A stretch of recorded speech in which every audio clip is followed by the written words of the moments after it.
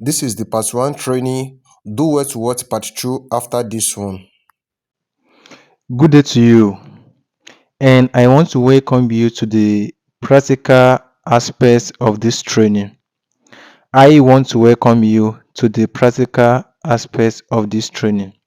So, in this video, I will be showing you how I make this printing on nylon.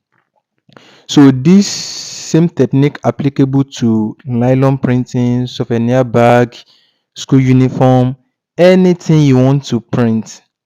You are going to make use of processing same processing to do your printing, both on nylon, bag, customized shirt and school uniform. Now let's start by coating our mesh. Remember I told you, if you want to do this, we're going to do it in a dark room. So this is our chemical. So this is the chemical I have mixed, the serotonin and acetyl. So I just want to add a little serotonin to this chemical because I've already mixed it before this video. So I just want to put a little serotonin to the chemical.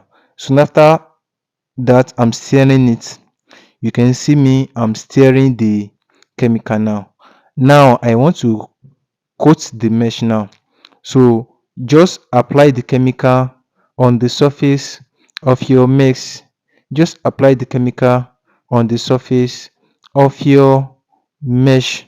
Remember, you are doing this in a dark room. You are doing it in a dark place. Don't do it where there is reflection of light because it won't come out well.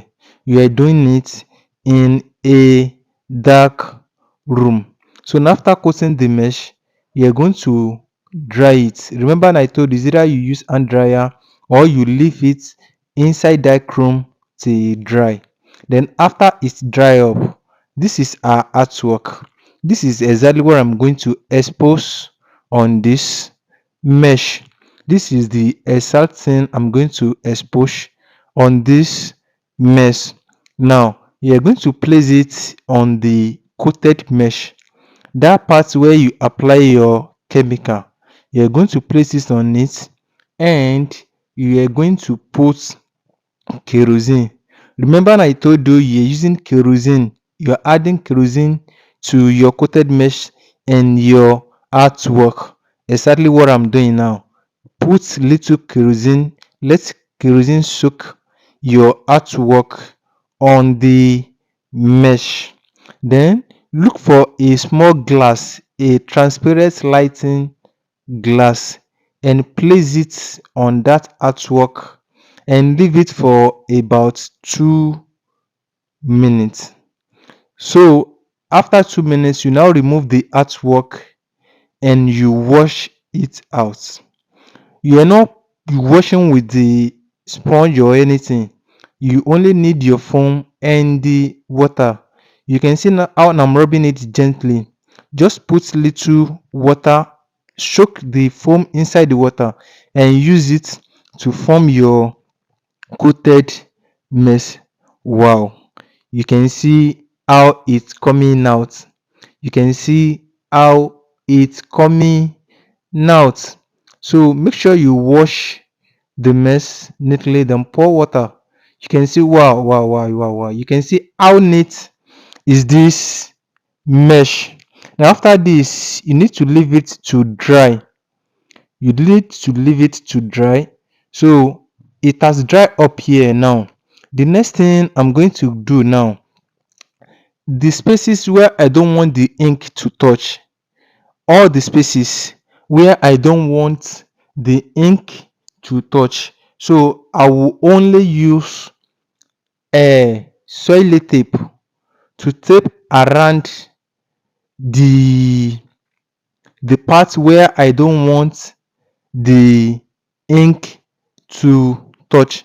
So now I will take my tape now and I'm going to tape all the edges, the round edges where I don't want the ink to touch. Hope you can see what I'm doing. This thing is very, very easy. Just follow all the processing and the steps and you get it. Use your white solid tape to tape the part where you don't want the ink to come out.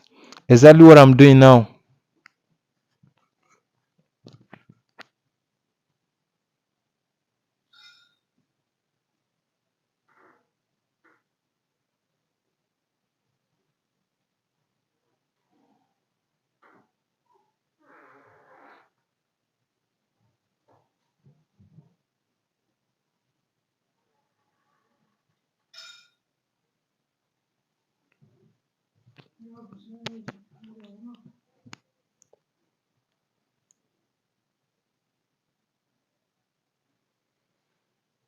So use sellotape to tape where you don't want the ink to come out.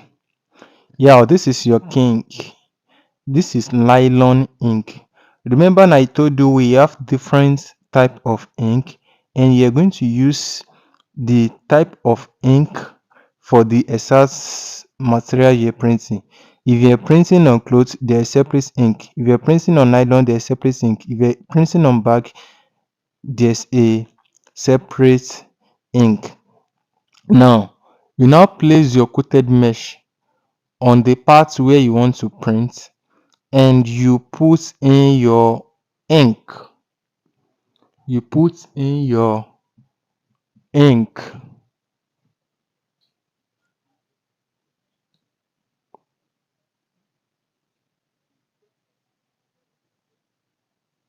Then after that, you rub the surface with the crochet. You're going to rub the surface with the crochet and exactly what you coated on mesh will display on the nylon clothes, bag or anything you're using it to print. That same thing will display on nylon clothes or anything you're using it to print. Wow. Can you see as nice as this thing come out? So if you want to print about 1,000, 2,000, 3,000 pieces, this is how you will be placing your mesh on it. Then you remove it, place another one, you remove it, place another one, you remove it. And this is applicable to anything, any objective, any material you may want to print. Is either clothes first, bag or anything you want to print. This is how you will be doing it. You put ink inside the on the coated mesh, then you rub with your crochets. That's all. This thing is very simple and is very, very easy to do.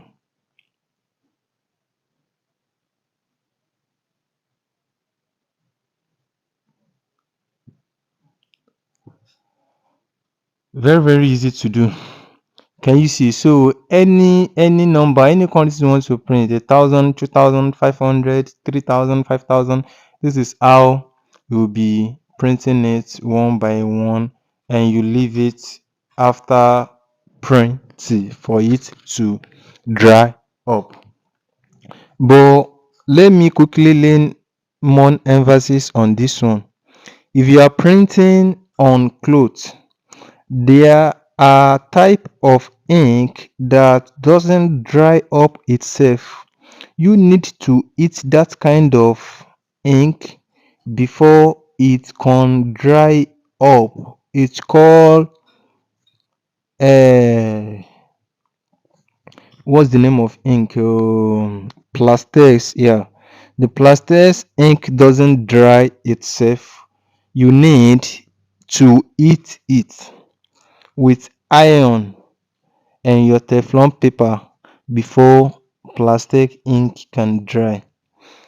So you can see as nice as this thing is. This is how you will be printing it. Even if you want to print 10,000, 5,000, that's how you'll be printing it.